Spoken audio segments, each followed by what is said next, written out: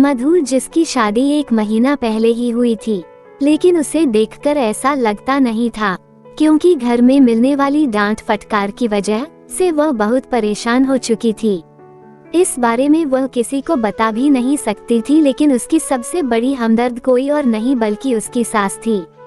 वैसे तो कई बार सास को सही नहीं माना जाता, लेकिन इस बार मधु की सास ने उसका बखूबी साथ दिया। एक दिन मधु खाना बना रही थी। मधु का पति सुमित, तुमने खाना बनाना सीखा भी है या नहीं? कोई भी खाना सही से नहीं बना पाती हो, एकदम स्वाद नहीं आता। शर्मा जी की पत्नी को देखो, एक से एक डिश बना लेती हैं। मधु, क्या कमी रह गई है खाने में? आप मुझे बता दीजिए, मैं ठीक कर दूंगी। सुमित, तुम्हें खाना बनाना ही नहीं आता, तुम्हारे खाने में बहुत कमियां रहती हैं, ना नमक सही से डालती हो ना मिर्च। ऐसा बोलकर सुमित खाना छोड़कर खड़ा हो जाता है और अपने कमरे में चला जाता है। दूर से ही मधु की सास यह सब देख रही थी और मन ही मन उन्हें पश्चाताप हो रहा था कि आखिर उन्होंने अपने बेटे को औरत की इज्जत करना क्यों नहीं सिखाया। लगभग 1 हफ्ते के बाद रात को सुमित और उसके पापा बैठकर ड्रिंक करते हैं, जिसे देखकर माँ कहती है, आप लोग क्या कर रहे हैं? पहले की बात और थी, लेकिन अब तो घर में बहू आ गई है, यह करके घर की शांति भंग ना करें। सुमित के पापा गुस्सा करते हुए बोले, तुम्हें कौन सा घर संभालना आता है कि तुम चली घर की जिम्मेदारी उठाने?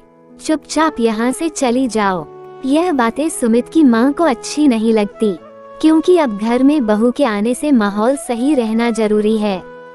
कई बार ऐसा होता था कि ड्रिंक करने के बाद सुमित और उसके पिताजी को होश ही नहीं रहता और दोनों अस्त व्यस्त पड़े रहते। दूसरे कमरे से ही छिपकर मधु यह सब देख रही थी और अब वो समझ चुकी थी कि इस घर में औरतों की कोई इज्जत नहीं है। एक दिन जब मधु के पति और ससुर अपने अपने काम की वजह से घर से निकले हुए थे, उस समय धीरे से मधु सास के पास बैठकर बोलती है, आज के समय में औरतों को भी इज्जत मिलनी चाहिए जो मर्दों को मिलती है, लेकिन कभी कभी ऐसा हो नहीं पाता। सास, तुम कहना क्या चाहती हो बहू? मैं कुछ समझी नहीं। मधु, देखिए मम्मी जी, मैंने भी देखा है कि पापा जी का व्यवहार आपके प्रति बिल्कुल अच्छा नहीं है और वही सुमित का व्यवहार भी मेरे प्रति सही नहीं है, इसलिए मैंने आपसे यह बात की है, क्योंकि मुझे ऐसा ही लगता है कि इस घर में औरतों की कोई इज्जत नहीं है। दोनों बातें कर रही होती हैं कि उसी समय सुमित और उनके पिताजी घर में बड़ा सा सोफा लेकर आते हैं, जिसे देखकर सास कहती है, अरे आप यह क्या लेकर आ गए? हमारे घर में तो पहले से ही सोफा रखा हुआ है और एक नया सोफा लेकर आए हैं, वह भी इतना बड़ा। सुमित के पिताजी, तुमसे किसी ने पूछा है क्या? इसके बाद सुमित और पिताजी दोनों मिलकर सोफे को हॉल में सेट करने लगते हैं, जिसे देखकर मधु सास से कहती है, देखा मम्मी जी, मैं यही तो कह रही थी, हम चाहे उनके लिए कुछ भी कर ले, लेकिन कभी भी इनके दिल में हमारे लिए इज्जत नहीं हो पाएगी, क्योंकि यह कभी भी हमें खुद के बराबर समझते ही नहीं हैं। मधु की सास अब समझ चुकी थी कि मधु क्या बात करना चाहती है। मधु की सास को अपना समय याद आ गया, जब वो नई बहू बनकर आई थी और तभी उनकी सास ने भी उन्हें ताना मारते हुए कहा था कि पता नहीं यह कैसे हमारा घर संभालेगी, इसे तो कोई काम करना आता ही नहीं है। माँ बाप ने इसे ऐसे ही भेज दिया। हालांकि मधु की सास पढ़ी लिखी थी और शादी के पहले वह कहीं टीचिंग करती थी, लेकिन शादी के बाद उनकी नौकरी छुड़वा दी गई और तभी से उन्होंने सोचा था कि जब भी उनके घर में उनकी बहू आएगी तो उसके साथ कभी भी गलत व्यवहार नहीं होने देंगी।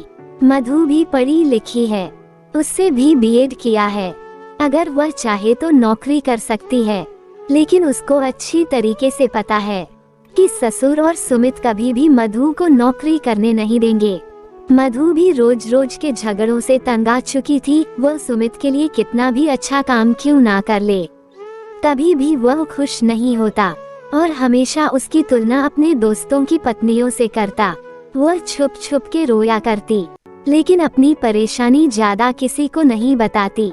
एक बार उसने सुमित से नौकरी करने की भी बात की थी, लेकिन उसने तो मना ही कर दिया था। तब से मधु भी चुप्पी साध रखी थी। एक दिन मधु की सास, बेटा तुमने तो बीएड किया है, तो क्या तुम नौकरी करना नहीं चाहती? मधु घबराते हुए, हाँ मम्मी जी, मैंने बीएड इसलिए किया था ताकि मैं नौकरी कर सकूं और अपने परिवार का ख्याल भी रख सकूं। मेरे पापा मम्मी भी यही चाहते थे, लेकिन सुमित को यह अच्छा नहीं लगता। 2 दिन बाद मधु की सास, बेटा तुम काम छोड़ दो, मैं कर लूंगी। कॉलोनी के बाहर जो स्कूल है ना, तुम वहाँ चली जाओ, वहाँ तुम्हारी नौकरी लग गई है। मैंने वहाँ बात की है, वह मेरी सहेली का ही स्कूल है। मधु, लेकिन मम्मी जी मैं ऐसे कैसे जा सकती हूँ?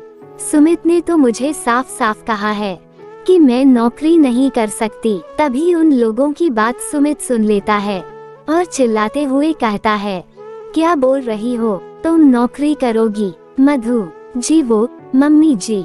सुमित, क्या मम्मी जी, बिना मुझसे पूछे तुमने इतना बड़ा फैसला ले लिया, और तुम्हें किस बात की कमी है जो तुम नौकरी करना चाहती हो?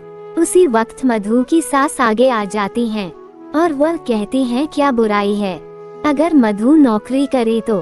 तुम नहीं चाहते, लेकिन मैं चाहती हूँ कि वह जाकर नौकरी करे। कमी सिर्फ पैसे की नहीं होती, मान सम्मान और इज्जत की भी होती है, जो तुम उसे कभी दे नहीं सकते। सुमित के पिताजी, अच्छा तो तुम ही हो जो उसे हवा दे रही हो। जानती नहीं, यहाँ औरतों को फैसला लेने का कोई अधिकार नहीं है। सास, आज तक जो मेरे साथ हुआ है मैं अपनी बहू के साथ नहीं होने दूंगी। मैंने अपने सपनों को दरकिनार कर दिया, लेकिन मैं अपनी बहू को कभी ऐसा करने के लिए मजबूर नहीं करूंगी जिसके लिए उसे अपना मन मारना पड़े। मैं देखती हूँ उसे नौकरी पर जाने से कौन रोकता है। और मधु नौकरी करने लगी और उसके अंदर आत्मविश्वास पैदा हो गया। धीरे धीरे उसके पास पैसे आने लगे, जिसको वह अपनी सास को देने लगी, क्योंकि आखिरकार सास की वजह से ही वह नौकरी कर सकी। कुछ ही दिनों के बाद सुमित का बिजनेस सही तरीके से नहीं चल रहा था, जिससे वह परेशान रहने लगा, और उसकी परेशानी की वजह से वह ठीक से खाना भी नहीं खाता था। मधु घर आकर तरह तरह के पकवान बनाती, लेकिन सुमित का मन नहीं लग रहा था। एक दिन सुमित ने मधु से कहा, मैंने हमेशा तुम्हारा अपमान किया, कभी भी तुम्हारा साथ नहीं दिया, इसलिए आज मेरे साथ ऐसा हो रहा है कि अब मेरा काम ठप पड़ चुका है। समझ में नहीं आता कि कैसे घर संभालूं। बस उसी समय सुमित की माँ पैसे लेकर आती है और उन्हें सुमित को देती है। यह वही पैसे होते हैं जो मधु अपनी सैलरी के रूप अपनी सास को देती है, जिसे देखकर सुमित के आंखों में आंसू आ जाते हैं और सुमित के पिताजी भी भावुक हो जाते हैं। पिताजी, सुमित की माँ, तुम भी कभी नौकरी करना चाहती थी, लेकिन मैंने कभी साथ नहीं दिया, और आज वही सब मैंने अपने बेटे को भी दिखाया। लेकिन तुम्हारी बदौलत हमारी बहू आज अपने पैरों पर खड़ी है और हमारे लिए मेहनत कर रही है, जो वह कर सकती है। मुझे अपनी बहू पर गर्व है। मधु, मुझे तो इस बात की खुशी है कि आज आप दोनों की नजरों में मेरी और मम्मी जी की भी इज्जत बराबरी से हो रही है, जिसके हम हकदार हैं। पिताजी, हाँ बहू, तुमने और तुम्हारी सास ने हमेशा घर की परिस्थिति के अनुसार खुद को ढाल लिया, लेकिन हमने तुम्हें कभी भी सही नहीं माना। हो सके तो हम दोनों को माफ कर देना। ऐसा सुनते ही मधु की आंखों में आंसू आ जाते हैं और अब वो खुशी खुशी खाना परोसने लगती है, क्योंकि आज उसने सभी के पसंद का खाना बनाया है और दिल से वह बोझ उतर चुका है, जिसकी वजह से वह परेशान थी। हमें हमेशा हर इंसान को बराबरी का हक देना चाहिए, फिर चाहे औरत हो या आदमी। जीवन के संघर्ष में कब किसका समय बदल जाए यह कोई नहीं जानता। ऐसे में बेहतर यही है कि तालमेल बैठाकर कार्य किया जाए और कभी किसी को नीचा ना दिखाया जाए, तो इंसान का सर्वांगीण विकास हो सकता है। दोस्तों, अगर आपको कहानी अच्छी लगी तो कमेंट जरूर करना, वीडियो को लाइक और चैनल को सब्सक्राइब करें। कहानी सुनने के लिए बहुत बहुत धन्यवाद।